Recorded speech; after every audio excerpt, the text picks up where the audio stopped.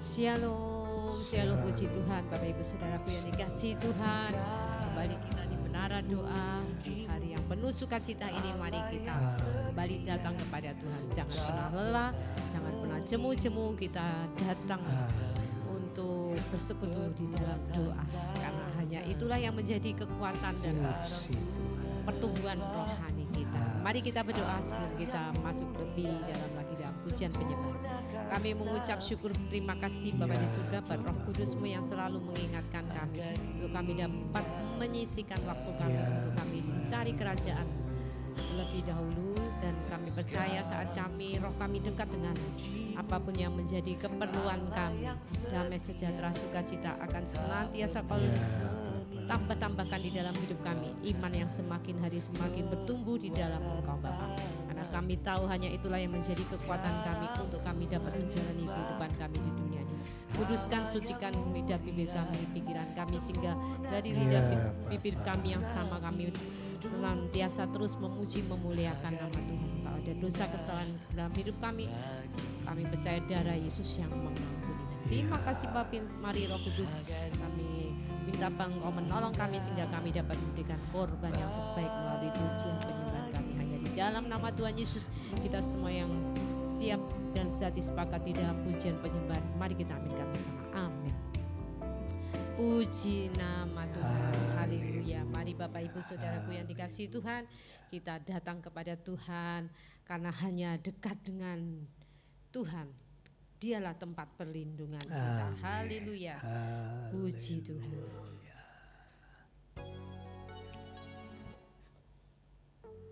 Glory, haleluya. Sedalam hati kami Engkau tahu, hanya Engkau yang tahu seluruh isi hati kami. Hanya dekat dengan jiwa kami mendapat ketenangan. Haleluya. Puji Tuhan. Engkaulah kekuatan kami, Engkaulah pujian kami. Haleluya. Puji Tuhan.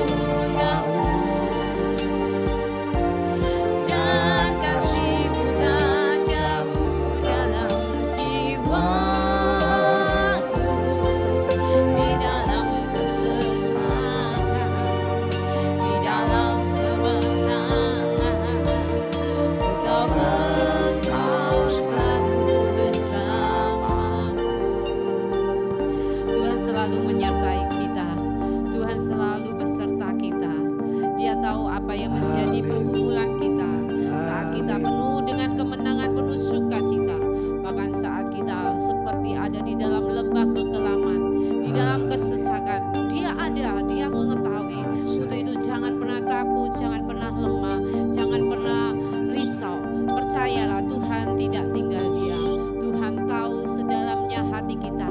Mungkin Bapak Ibu sedang mengalami problem masalah yang begitu menghimpit orang sekitar Bapak Ibu tidak mengetahui. Percayalah saat Bapak Ibu datang kepada Tuhan, Tuhan itu selalu tahu. Untuk itu tetap tenang seperti ingat apa yang dikatakan oleh Tuhan Yesus. Jangan takut, tenanglah, aku ini.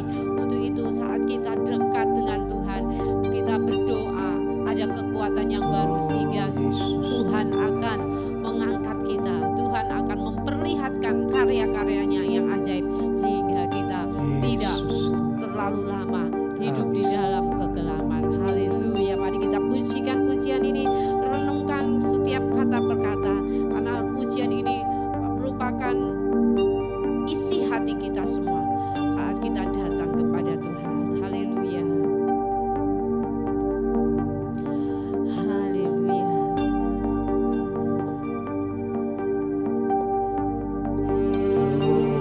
Hanya Kau tempatku berlindung,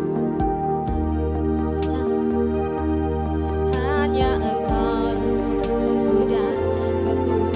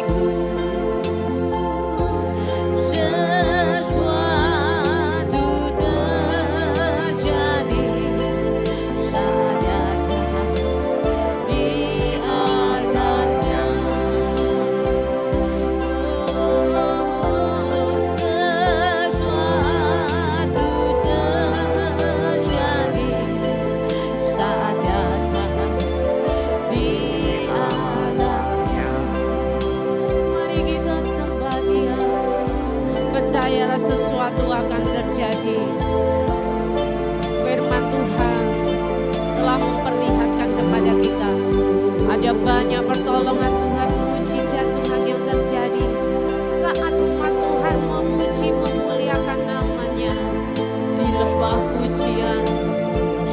Bangsa Israel berhasil mengalahkan musuh-musuhnya karena di lembah puji-pujian umat Tuhan, imam-imam memuji memuliakan nama Tuhan, bersorak-sorak bersuka cita, mengucap syukur di saat tentara Israel berperang melawan musuh dan mereka mengalami kemenangan yang begitu kilang gemilang.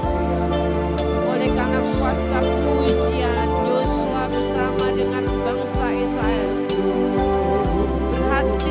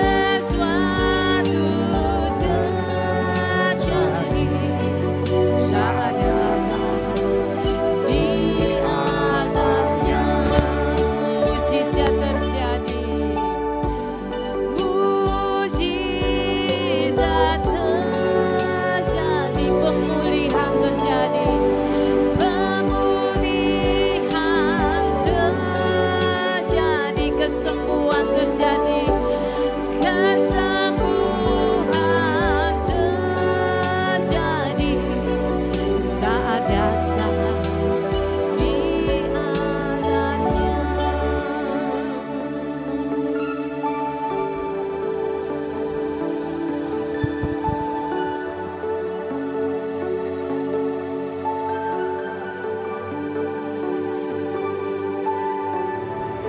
Kami mengucap syukur kepada Tuhan. Kami masih diberi kesempatan memuji dan memuliakan nama Tuhan. Saat ini kami datang menyembah, memuji-Mu.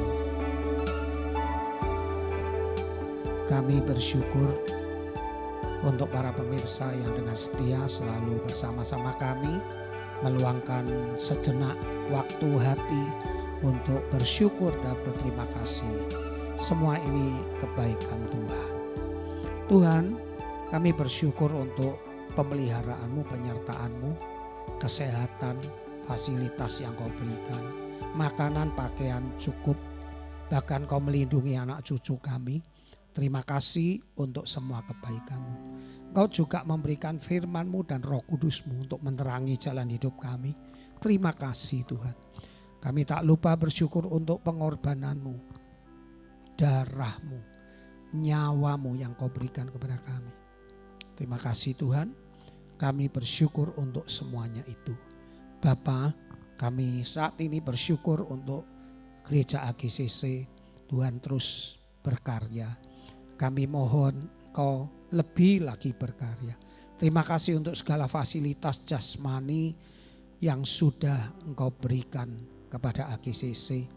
Dan kami juga bersyukur untuk jiwa-jiwa yang setia melayani Tuhan. Bersama-sama dibimbing, mempersiapkan diri kami untuk menyambut kedatangan-Mu yang kedua kalinya. Bapak, kami butuh jiwa-jiwa baru. Pakai kami untuk menjadi saksi-Mu sehingga banyak orang tertarik kepada Yesus melihat diri kami. Tuhan Yesus, tolong kami tidak seberapa, kekuatan kami, kemampuan kami tidak seberapa. Tolonglah Tuhan Yesus, kami rindu melihat banyak jiwa dimenangkan. Pakailah media sosial, pakailah menara doa seperti siang hari ini. Firman-firman-Mu, puji-pujian, pakai semua. Jikalau Engkau mengurapinya, jikalau Roh Kudus-Mu turut bekerja, maka tidak ada hal yang mustahil. Hati mereka yang tertutup akan menjadi terbuka. Tuhan akan melawat setiap umat yang mengeraskan hatinya. Tuhan akan buka pintu hatinya. Banyak jiwa-jiwa bertobat. Tuhan ampuni segala dosa kesalahan yang terjadi di bangsa kami. Banyak penyembahan berhala, banyak korupsi, banyak roh agamawi yang mementingkan kesombongan, memamerkan hidup yang sombong. Tuhan ampuni, karena Engkau mengatakan semua kesombongan kami tawan, pikiran-pikiran kami tawan untuk kami taklukkan di bawah kaki Kristus. Untuk mengakui bahwa kami manusia sesungguhnya tidak berdaya, lemah, banyak kesalahan dan dosa. Untuk mengakui bahwa hanya anugerah-Mu saja yang melayakkan kami. Hanya kebaikan-Mu saja yang mampu membuat kami bangkit untuk bersama-sama kebaikan-Mu kami terus dikuduskan. Terima kasih Bapa. Bapa, kami bersyukur untuk para pemirsa yang setia, berkati usaha pekerjaannya. Tuhan berkati anak-anaknya, berkati apapun yang dipegang oleh tangannya.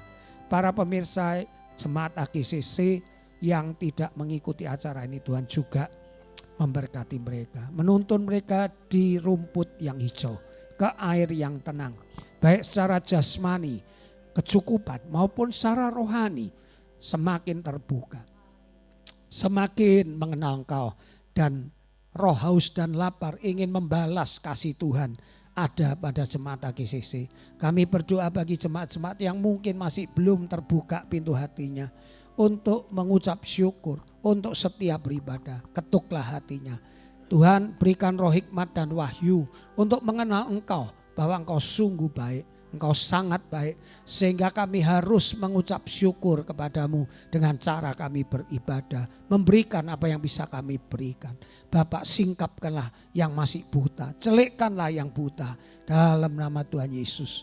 Terima kasih Engkau menjanjikan ketenangan, kedamaian, sukacita di dalam Roh Kudus. Bapak, kami berdoa untuk kota kami, Kota Kudus. Tuhan berkati kota ini sesuai dengan namanya, biarlah kota ini semakin kudus. Ampuni setiap dosa-dosa, ketidakbenaran, ampuni penyembahan-penyembahan berhala.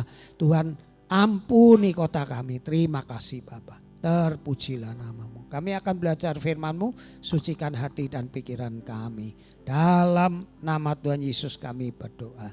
Amin.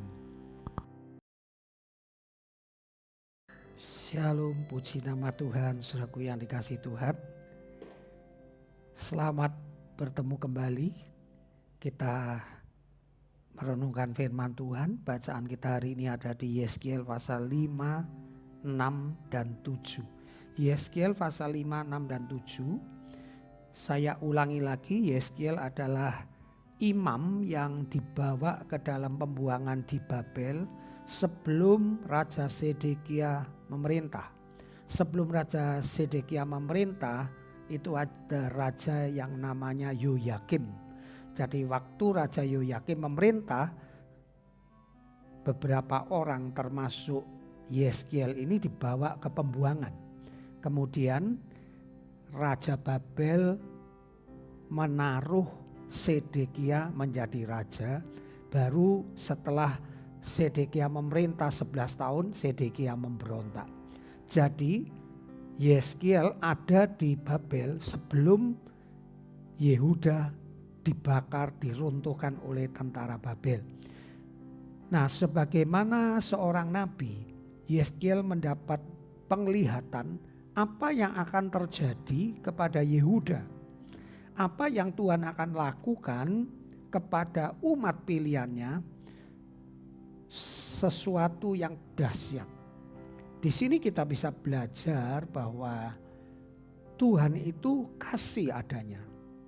Tetapi kalau ratusan tahun umat pilihannya ini diberi kesempatan tidak mau bertobat, maka Tuhan juga bisa geram, Tuhan juga bisa murka, dan Tuhan menghancurkan umatnya, bahkan bait kudusnya, rumah Tuhan yang dipilih Tuhan sendiri itu pun bisa dihancurkan. Sekali lagi, karena ratusan tahun Tuhan sudah memberi kesempatan. Sejak zaman Daud, kemudian Raja Soleman, dan setelah itu umat Israel berdosa ratusan tahun. Bayangkan kalau manusia gak usah ratusan tahun, ya kan. Melanggar 3 kali aja sudah habis kesabaran. Tuhan itu maha sabar. Tetapi sekali lagi di sini diterangkan kesabaran Tuhan itu juga ada batasnya. Setelah ratusan tahun tidak bertobat, Tuhan menghukum. Dan Tuhan memakai Yeskiel ini untuk memperagakan hukuman yang akan Tuhan lakukan. Nah, saudaraku, pasal 5 ayat pertama dikatakan, dan engkau anak manusia ambillah sebilah pedang yang tajam dan pakailah itu sebagai pisau cukur tukang pangkas. Cukurlah rambutmu dan janggutmu dengan itu. Lalu ambillah sebuah timbangan dan bagi-bagilah rambutmu. Sepertiga harus kau bakar dengan api di tengah-tengah kota. Sesudah berakhir waktu pengepungannya, sepertiga harus kau ambil dan letaklah dengan pedang itu di sekelilingnya. Dan sepertiga lagi hamburkanlah ke dalam angin, dan aku akan menghunus pedang dari belakang mereka.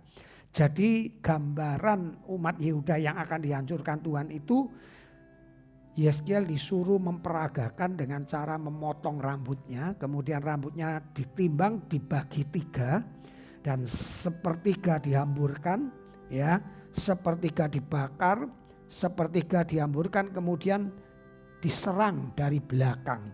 Dikatakan aku akan menghunus pedang dari belakang. Dan ini perumpamaan, dan perumpamaan ini diterangkan di ayat yang ke-12 pasal 5. Perumpamaan ini diterangkan ayat 12 mengatakan, sepertiga daripadamu akan mati kena sampar dan mati kelaparan di tengah-tengahmu, sepertiga akan tewas dimakan pedang di sekitarmu, dan sepertiga lagi akan kuhamburkan ke semua mata angin dan aku akan menghunus pedang di belakang mereka. Aku akan melampiaskan murkaku kepada mereka sehingga hatiku yang panas tenang kembali dan aku merasa puas dan mereka akan mengetahui bahwa akulah Yahweh yang mengatakannya di dalam cemburuku tatkala aku melampiaskan amarahku kepada mereka. Puncak dari kemarahan Tuhan akibat akumulasi dari keberdosaan, penyembah berhala, hidup tidak mau menurut Tuhan. Itu akumulasi ratusan tahun, Tuhan akhirnya membalas dan dikatakan supaya mereka mengetahui bahwa akulah Tuhan. Jadi untuk menunjukkan Tuhan itu Tuhan yang hebat ada dua cara. Caranya Tuhan pertama melakukan mujizat-mujizat. Tuhan menunjukkan kasih-Nya yang luar biasa sehingga umatnya mengenal siapa Tuhan sebenarnya. Tetapi cara yang kedua, kalau umatnya enggak bertobat, Tuhan akan hancurkan, Tuhan akan serakkan sehingga umat Tuhan mengenal ternyata Tuhan yang aku sembah itu Tuhan yang bisa murka, sehingga mereka mengenal Tuhan yang murka dan takut akan Tuhan. Dan terbukti, saudaraku yang dikasihi Tuhan, setelah umat Israel dibuang ke Babel dan mereka kembali dari Babel, terbukti setelah itu umat Yehuda atau katakan seluruh Israel tidak ada yang menyembah berhala. Perhatikan ini, umat yang pulang dari pembuangan tidak lagi menyembah berhala. Mengapa? Karena mereka tahu siapa Tuhan yang mereka sembah, Tuhan yang tidak bisa dipermainkan. Sebelum Tuhan menghukum mereka, mereka suka menyembah berhala. Tetapi setelah Tuhan menghukum mereka, mereka tidak menyembah berhala. Contohnya siapa? Contohnya Mordekai, ya kan? Disuruh menyembah sama Haman, dia tidak mau. Karena dia tahu bahwa umat pilihan tidak boleh menyembah berhala, menyembah manusia. Mereka harus menyembah Yahweh. Nah, itu sebabnya ayat firman Tuhan mengatakan perhatikanlah kasih Tuhan, tetapi juga perhatikanlah kemurkaannya. Galatia mengatakan Tuhan itu tidak bisa dipermain-mainkan. Ya saudaraku ya. Jadi rema yang kita terima hari ini, fakta sejarah membuktikan kalau sebuah bangsa mempermain-mainkan anugerah Tuhan, Tuhan tidak segan-segan mencabut pilihannya, menghancurkan umatnya. Walaupun Tuhan itu kasih, tetapi sekali lagi kasih Tuhan dinyatakan di dalam dua cara. Kasih Tuhan dinyatakan di dalam mujizat-mujizatnya, pertolongannya. Tetapi kasih Tuhan juga dinyatakan di dalam hajarannya. Sebab Tuhan mengatakan siapa yang kukasihi kutegur. Kamu bukan anak gampangan. Sebab kalau aku tidak mendidik kamu, kamu jadinya anak gampangan. Tuhan ingin anak-anaknya hidup dengan penuh kesadaran. Hidup dengan hormat bahwa Tuhan yang Maha Kuasa tidak boleh dipermainkan. Puji nama Tuhan, saudaraku, inilah yang terjadi di umat Israel, di umat Yehuda. Mereka begitu yakin bahwa mereka umat pilihan. Mereka begitu yakin rumah Tuhan, bait Tuhan di Yerusalem adalah rumah Tuhan yang tidak mungkin diusik oleh manusia. Tetapi justru Tuhan izinkan dihancurkan oleh tentara Babel, saudaraku. Dan semua kebanggaan itu rontok. Dan begitu juga dengan kita. Jangan kita seperti orang Israel yang terlalu percaya bahwa kita umat pilihan Tuhan. Kita dijamin keselamatannya. Keselamatan kita tidak hilang. Ya, itu betul. Tetapi belajar dari umat Israel ini. Apa yang tidak mereka pikir mereka akan diserakkan. Mereka berpikir mereka tidak akan dihancurkan. Ternyata sejarah membuktikan Tuhan pernah menolak umat pilihannya. Tuhan pernah menghancurkan orang yang bebal, yang tidak mau dinasehati. ini adalah wujud kasih Tuhan juga. Kiranya jangan sampai kita menerima kasih Tuhan dalam bentuk teguran, pukulan, tetapi baiklah kita menerima kasih Tuhan dalam bentuk perkataan, firman-Nya, peringatan-peringatan. Ratusan nabi-nabi terus Tuhan berfirman. Dan kalau mereka tidak mau dengar nabi, Tuhan izinkan kesulitan, masalah menghampiri, menghancurkan dan membuat mereka bertobat. Tuhan memberkati firman-Nya. Mari kita doa. Bapa kami. Bapa kami yang di sorga, dikuduskanlah namamu. Datanglah kerajaan-Mu, jadilah kehendak-Mu di bumi seperti di sorga. Berikanlah kami pada hari ini makanan kami yang secukupnya. Dan ampunilah kesalahan kami, seperti kami juga mengampuni orang yang bersalah kepada kami. Dan janganlah membawa kami ke dalam pencobaan, tetapi bebaskan, lepaskan kami daripada yang jahat.